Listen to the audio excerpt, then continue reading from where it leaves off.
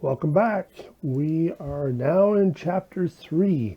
So section 3.1 for statistics gets into measures of center.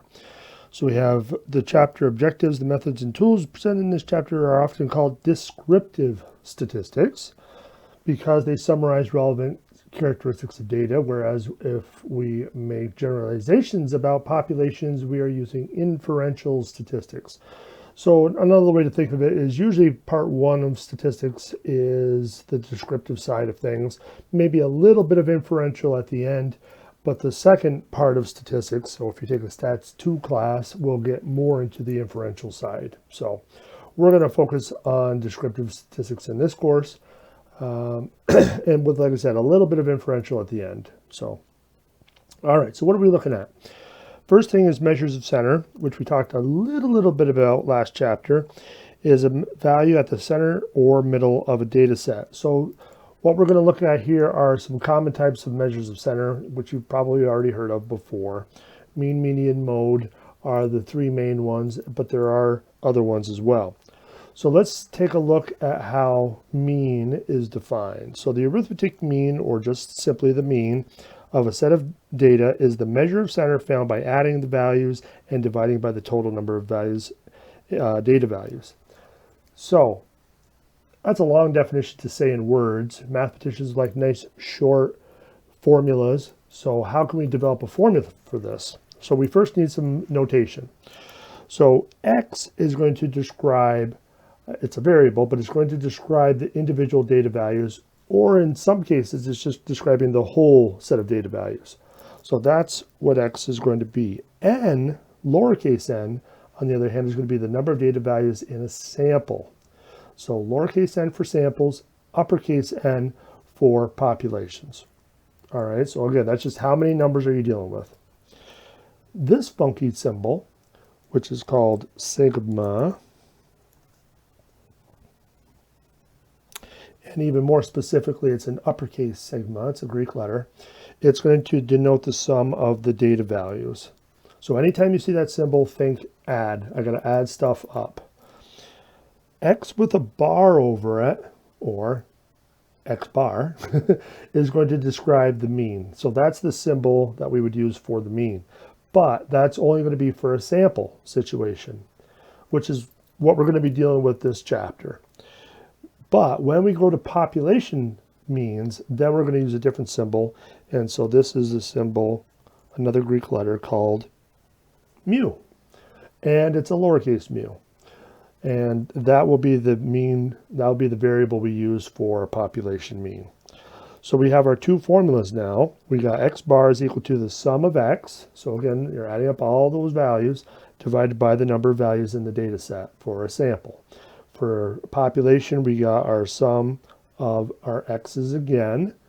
Now we're dividing by capital N, which is for the population number of values. All right, so now we got calculator work. So let's dig out the calculator. If we want the mean of this data set, we got to add them all up. So let's do that.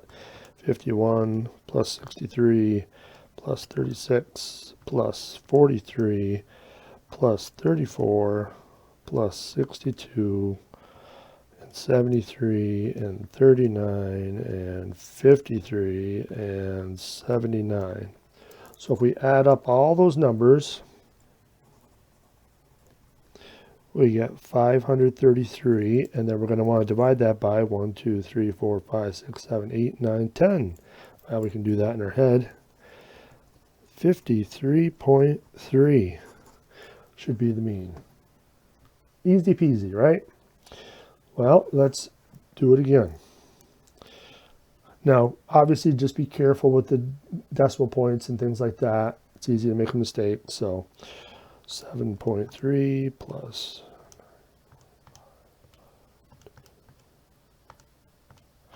Now, obviously, this can get a little tedious, but unfortunately, that's what we're doing right now. And we're not using programs or Excel spreadsheets or anything like that. We're just learning the basics. So just keep on putting them in and don't make any mistakes. Hopefully I'm not. Now, the last value is a 0. We don't really need to add it in because it's not going to change anything, but we do need to include it as part of our n. So if we add up all those numbers, we get 326. Now, I'm writing the word mean out, which is fine. If you want to be fancy and say x bar, that's fine too. I'm not going to penalize you one way or the other. Let's count how many numbers we got. 1, 2, 3, 4, 5, 6, 7, 8, 9, 10, 11, 12, 13, 14, 15. So if we divide that by 15, we get 21.733 and so on. Now, the one thing that you should kind of be doing is just verifying that the number makes sense. You know, if you make mistakes, if you divide it by 2 or something like that by accident, your number is going to not make sense because this answer we're getting should be in the middle of your data. So, you know, looking at your data, you can say, okay, well, my smallest one here was 36. My largest is 79. So 53.3 is in the middle. So that kind of makes sense. Same idea with this one here. Now, I didn't round it or anything, but if you wanted to round it, what's the rule? Well, we're going to see on the next page, but the rule is you always want to carry one extra decimal place than your data.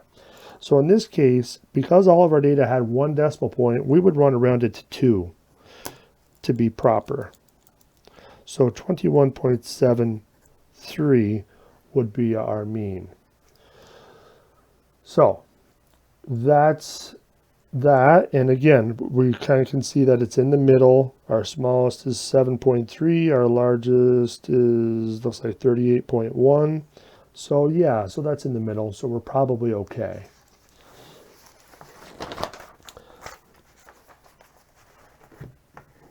Now we're going to see other situations for finding mean a little bit later, but we're going to jump right into the next one, the next measure of center, which is called the median. And so the median is the middle. So we're looking for the middle of the data set. Now, the most important part of it, though, is that it has to be arranged in order of increasing or decreasing magnitude. So the median is often denoted by x with a little squiggle over the top or x tilde. That's the way we can use a variable. So what do we do to find the median? Well, the first thing we have to do is put them in order. That is the most important step. If you don't put them in order, then you're not going to find the median correctly. Once you've done that, then you just have to count how many numbers you're dealing with. You either have an odd number or an even number. If it's odd, then you're going to be able to find the exact middle of the data set and pluck that number out and you're done. But if it's even, now you're going to look at the two middle numbers and average those. Find the mean of those two middle numbers. So we have our data set, which is the same example as before. So let's just put them in order. So we got 36. Oh, not even 36. Let's jump to 34. Then 36. Then 39. And looks like 51. Oh, sorry. Boy, I'm not doing well today, am I? But, like I said, this takes a little bit of practice.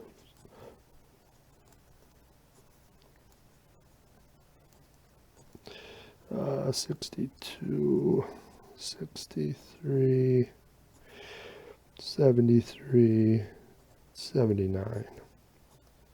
Okay, I think we got them in order. Yay. And remember from before, there was 10 numbers. So in this case, we want to find the two middle ones.